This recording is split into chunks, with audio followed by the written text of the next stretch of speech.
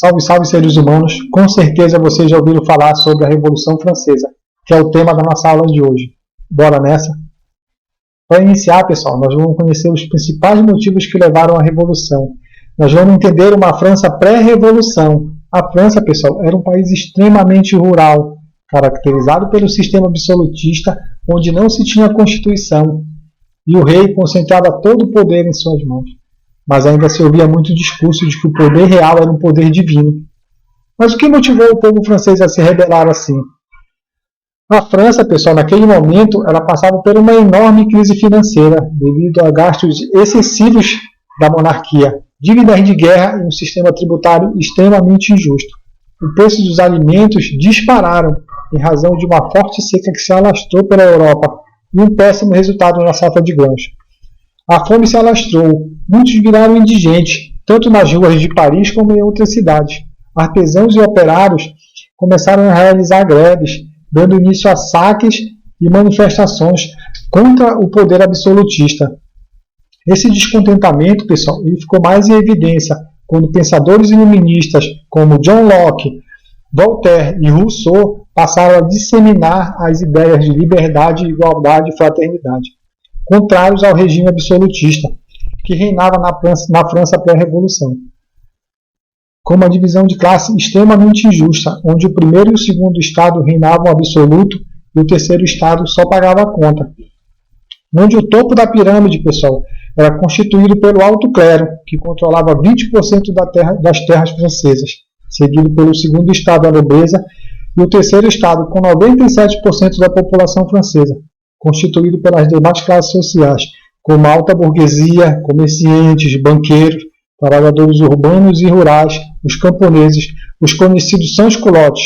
O terceiro estado, pessoal, era o único que era tributado, e foi nesse cenário de desigualdade que se iniciou a Revolução Francesa.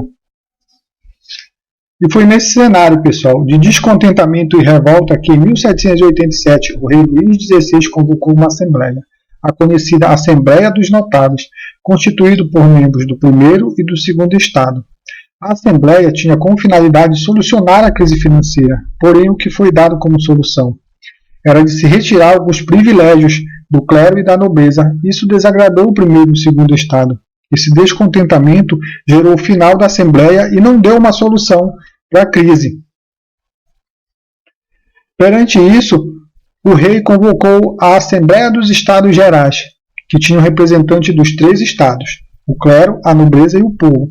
A Assembleia reuniu em Versalhes, com o terceiro estado representando a maioria da população, buscando reformas que garantissem maior igualdade e representatividade.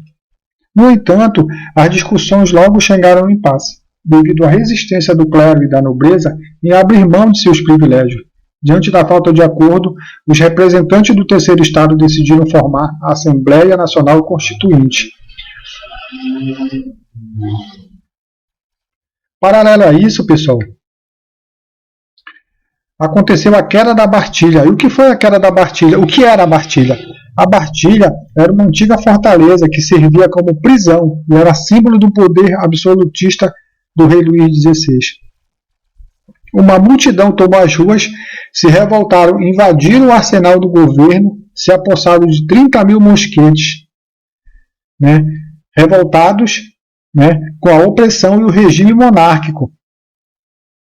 Embora a Bastilha abrigasse poucos prisioneiros na época, ela representava a autoridade arbitrária do rei e a injustiça social. A sua queda, além de ser significativa e simbólica, também representou um ato de desafio ao poder real e um passo importante para a luta por liberdade e igualdade. Como foi dito antes, que o terceiro estado ele se autoproclamou a Assembleia Nacional Constituinte. Surgiu com a insatisfação do terceiro estado composta pela burguesia e os trabalhadores e grupos não privilegiados, representando a maioria da população insatisfeita. Se autoproclamaram a Assembleia Nacional buscando uma nova Constituição para a França. E dentro desse documento, pessoal, eles fizeram a Declaração do Direito do Homem e do Cidadão, que era um documento histórico que estabeleceu os direitos fundamentais de todo cidadão, como a liberdade, a igualdade e a segurança e a propriedade. Também tirou privilégios feudais, né? Um marco que eliminou os privilégios da nobreza e do clero, como a isenção de impostos e o direito de cobrar taxas feudais. A primeira Constituição francesa estabeleceu uma monarquia constitucional, com o poder do rei limitado, dividido com o parlamento eleito. A Assembleia Nacional Constituinte foi dissolvida em 1791, após a prolongação da mesma. E aí, com isso, nós temos a fuga de Luís XVI. Luís XVI, embora tenha aceitado a Constituição, que limitava os seus poderes, ele não estava satisfeito com a situação e ele buscou uma forma de recuperar o seu poder. Como? Fugindo para a Áustria. Só que ele foi preso e escoltado de volta a Paris. E junto, pessoal, com essa coisa, nasceu a República Jacobina. A República Jacobina foi uma fase radical da Revolução Francesa, que se estendeu de 93 a 94. Os jacobinos, liderados por Robespierre, estabeleceram um governo revolucionário, centralizado. Eles impuseram medidas extremas para defender a República e consolidar a Revolução. Os jacobinos implementaram medidas sociais como a Lei do Máximo, que controlava o preço dos alimentos, e aboliu a escravidão nas colônias francesas. Mas também foi instituído o período do terror. O governo jacobino instalou um período do terror, com prisões e execuções em massa de opositores da Revolução, incluindo membros da nobreza e do clero, e até mesmo antigos aliados jacobinos. Milhares de pessoas foram guilhotinadas sob acusação de traição ou atividades contra-revolucionárias. A execução de Luís XVI ela ocorreu no dia 21 de janeiro de 1793, na Praça da Revolução, em Paris. Foi um dos momentos mais marcantes e simbólicos da Revolução Francesa. O rei foi guilhotinado em praça pública, marcando o fim da monarquia absolutista na França e iniciou uma nova era. Porém, Robespierre, por ser uma figura central no governo jacobino, mas o seu poder e as suas medidas extremas geraram resistência e oposição. Em julho de 1794, ele foi derrubado e executado, marcando o fim da República Jacobina.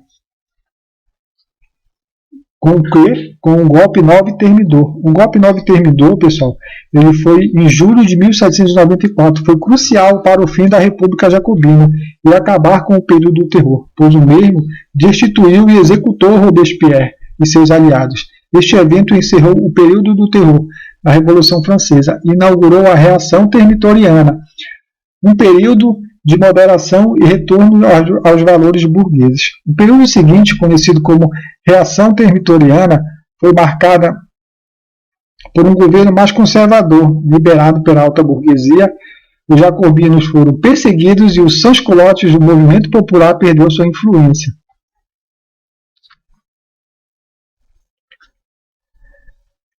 O golpe 18 de Brumário, pessoal, a França, no final do século, enfrentava uma série de problemas. O diretório, o governo que se assumiu o poder após o período do terror, período jacobino, era incapaz de lidar com a crise econômica, a corrupção e a estabilidade política. Além disso, a França ainda estava envolvida em guerras e com outras potências europeias. Nesse cenário de caos, Napoleão Bonaparte, general popular e vitorioso, emergiu como uma figura carismática e promissora. Ele gozava do apoio do exército e parte da burguesia, que via nele um líder capaz de restaurar a ordem e a estabilidade na França. O golpe 18 de Brumário é um evento de grande importância histórica, pois ele encerrou o período de instabilidade e transformação na França e abriu caminho para a ascensão de Napoleão Bonaparte, um líder mais influente na história mundial. Além disso, o golpe de Estado de Napoleão Bonaparte é considerado por muitos historiadores como um marco que encerra a Revolução Francesa e inaugura um novo período na história da França e da Europa. E como consequência da Revolução Francesa foi o fim do absolutismo. A Revolução Francesa derrubou o absolutismo monárquico, estabeleceu uma república, inspirando movimentos semelhantes em outros países. A ascensão da burguesia, que liderou a Revolução, ascendeu ao poder e consolidou seu papel na sociedade. E a difusão de ideias iluministas, os princípios da liberdade, igualdade e fraternidade se espalharam pela Europa e pelo mundo, influenciando movimentos de independência e reformas políticas.